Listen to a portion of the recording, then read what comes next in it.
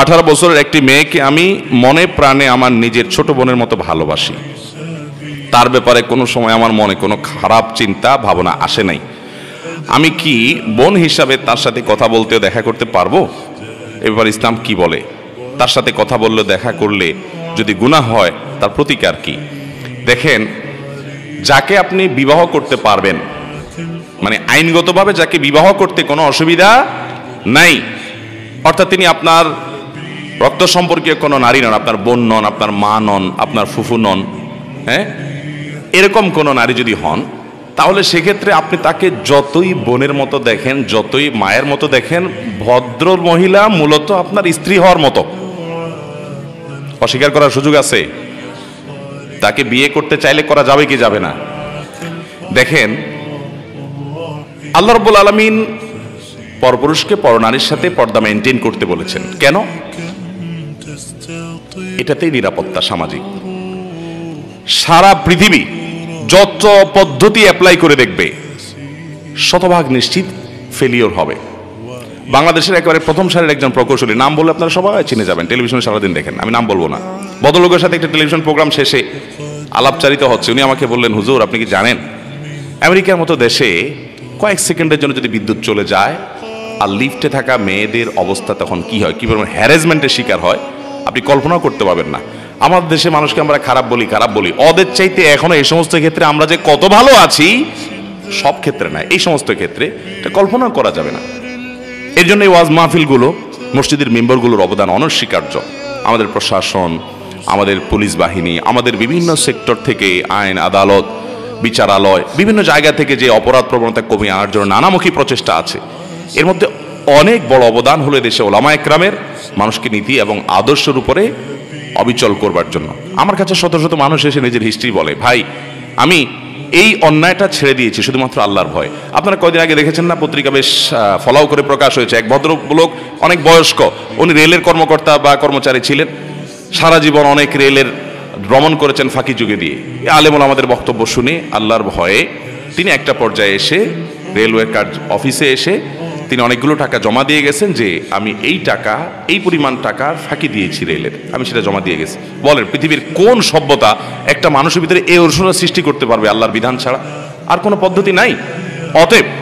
অতএব পরিষ্কার কথা হলো, আল্লাহ যেটা হারাম করেন ওইটার বিকল্প কোনো পথ খোলা নাই। বলে যে পৃথিবীতে সবাই পুরুষরা সব ভদ্র হয়ে গেলে তো মহিলা নিরাপদ হয়ে যাবে, না, হবে না। পৃথিবীতে সব পুরুষদেরকে আপনি ভদ্র করতে পারবেন না। ইউরোপ আমেরিকাতে হয় না, ওরা আমাদের চাইতে অনেক শিক্ষিত, অনেক উন্নত, অনেক এগিয়ে আছে, কিন্তু তারা ভদ্র হতে পারে না। সবাই তাদের দেশে সর্বত্র নারী নিগ্রহের শিকার হচ্ছে, পাশবিক এবং যৌন নির্যাতন নিপীড়নের শিকার হচ্ছে, রক্ষার উপায় নাই। অতএব পর্দার বিধান এটা না মানলে আপনি পরিপূর্ণভাবে, হ্যাঁ সাময়িক কোনো ক্ষেত্রে সলভ হতে পারে, পরিপূর্ণ সমস্যার সমাধান হবে না। এই জন্য যেই ভদ্র মহিলাকে আপনার সাথে বিবাহ বন্ধনে আবদ্ধ ইসলাম জায়েজ করেছে, তাকে আপনি যতই বলেন আমার বোনের মতো, আদতে তিনি আপনার স্ত্রী হওয়ার উপযুক্ত। বিধায় হতে পারে, আমি আপনাকে বিশ্বাস করি, অবিশ্বাস করি না যে হ্যাঁ আপনার মনে কোনো বাজে চিন্তা নাই, কিন্তু বাজে চিন্তা আসতে সময় লাগবে না। ইসলাম এটাকে নিষেধ করেছে, আপনি তার সাথে রিলেশন করবেন না, হয় বিয়ে করে ফেলবেন যদি বিবাহ করার মতো হয়, আর না হলে রাখবেন না। হ্যাঁ, এজ এ মানুষ তাকে ভালো লাগে, তার উপকার করতে চান, তো এটার জন্য বেপরোয়া দেওয়ার দরকার নেই। তো আপনি ওদের মধ্যে হেল্প করেন, সাহায্য করেন, অসুবিধা কোথায়? একজন অভাবী নারী, তাকে হেল্প করবেন, সমস্যাটা কোথায়? আমরা আমাদের আসুন্নাহ ফাউন্ডেশন থেকে শত শত হাজার হাজার মানুষকে সারা দেশে আমরা সেবাদিক কাজ করি। কই 10,000 কম্বল বিতরণ করে ফেলেছি গত 1 মাসে, আলহামদুলিল্লাহ। কই আমরা তো কোনো নারীর সাথে পার্সোনাল ভাবে বোন বলার দরকার হয় নাই তাকে হেল্প করার জন্য।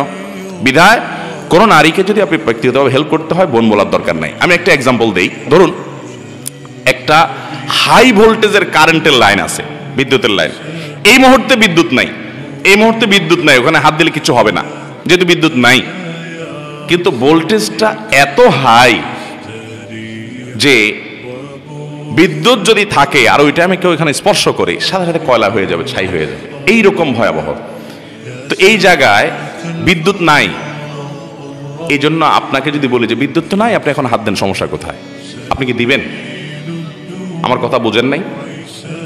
বিদ্যুতের একটা লাইন লিক আছে, লাইনটা খুব হাই ভোল্টেজ, আপনাকে আমি বললাম ভাই এখন তো বিদ্যুৎ চলে গেছে, বিদ্যুৎ নাই, আপনি হাত দেন, সমস্যা কোথায়? আপনি দিবেন? কেন দিবেন না?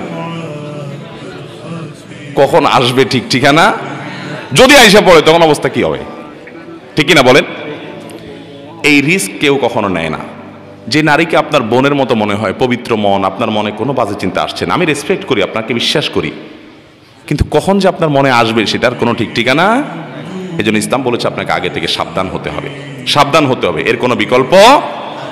অনেকে বোন পাতে, ধর্মের ভাই, ধর্মের বোন, ধর্মের বাপ, এরপরে পত্রিকায় নিউজ হয় এই ধর্মের বোন নিয়ে পালায় চলে গেছে। হয় কি হয় না বলেন?